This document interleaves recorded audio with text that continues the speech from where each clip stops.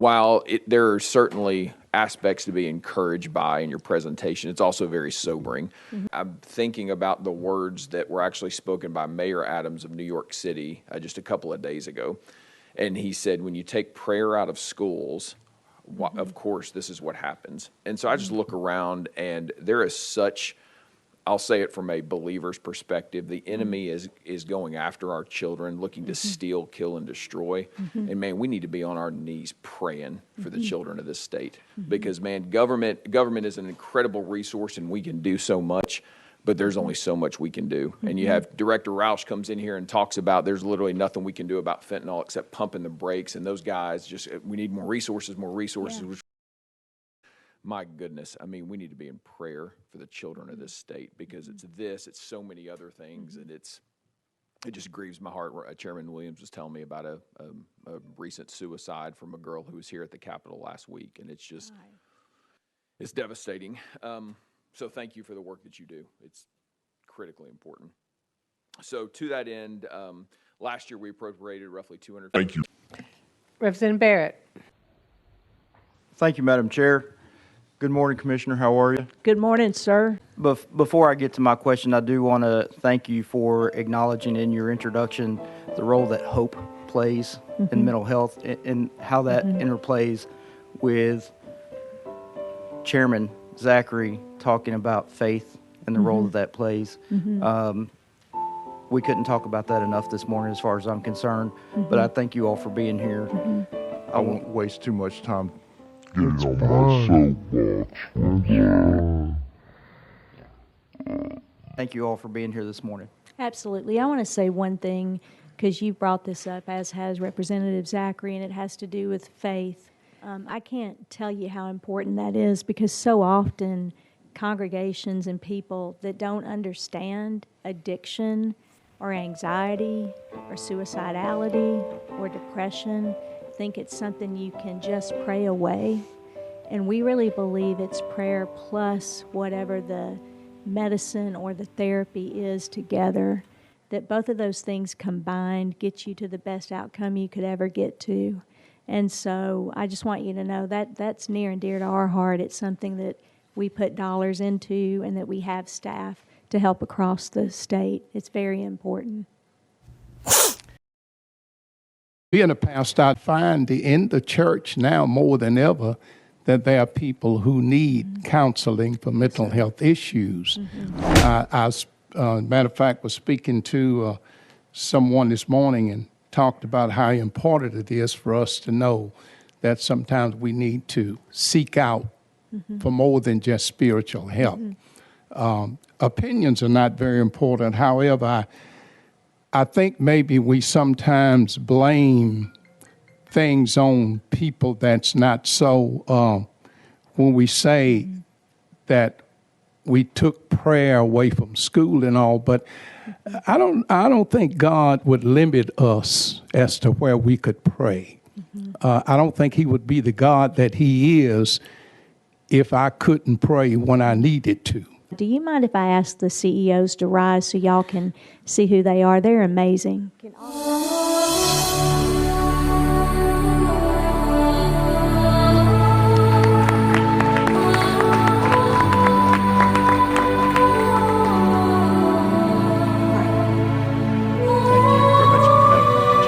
I do a little radio show back home, and we talk about faith quite often. I had a guy give his testimony Sunday night. He was an addict and turned his life around, and faith was a key component. Now he's got his own recovery program. Had another gentleman on the radio with me about 2 years ago, and he had mentioned the word hope. He said he seen a truck that said something about hope on it. He said, man, that's what I need. I need some hope. And he just called on the name of Jesus right then, and he said, man, he was healed of heroin. I thought, man, how much did that cost the taxpayers? How much did it cost it?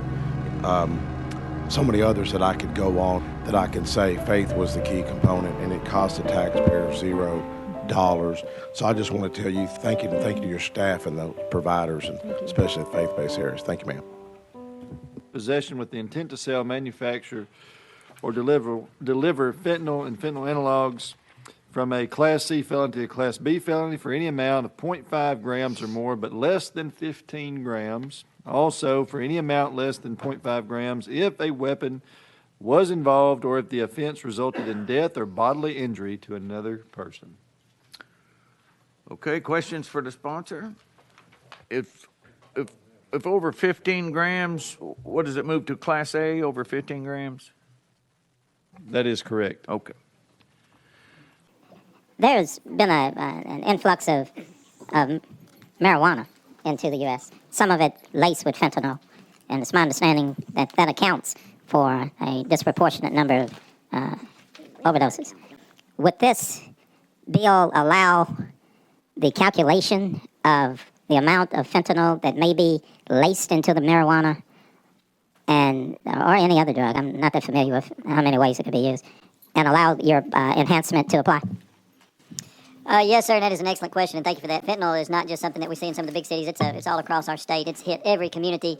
Almost everyone, we may know someone that has had their lives have been impacted by fentanyl or the derivatives thereof. So, yes, you are correct. Anything, when they're lacing these other drugs with fentanyl, most certainly this bill would be directly have an impact on that, yes. Excellent. I thank you for the bill, and I know millions of Tennesseans and Americans are going to thank you. Currently, it is an offense to operate a motor vehicle if the person's blood alcohol concentration level is a 0.08% or more. Upon conviction for a first offense, an individual must be sentenced to at least 2 consecutive days in the county jail. Anyone convicted of a DUI for the first time with a BAC of 0.20 or more must be sentenced to at least 7 consecutive days rather than at least 2 days in the county jail. The proposed legislation that is before you revises the minimum BAC for these enhancement purposes from the current 0.20 down to a 0.15. The DUI offenders whose BAC level is between 0.15% and 0.19% will now be subject to the enhanced penalties of 7 days in jail. This would also compel more guilty pleas to the DUI first offense and would have the punitive and deterrent effect that would promote greater highway safety.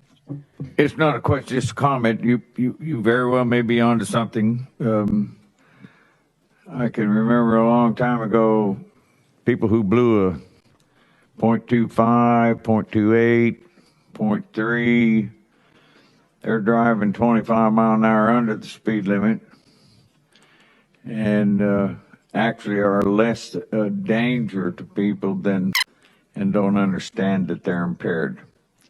So that you're probably on the right track.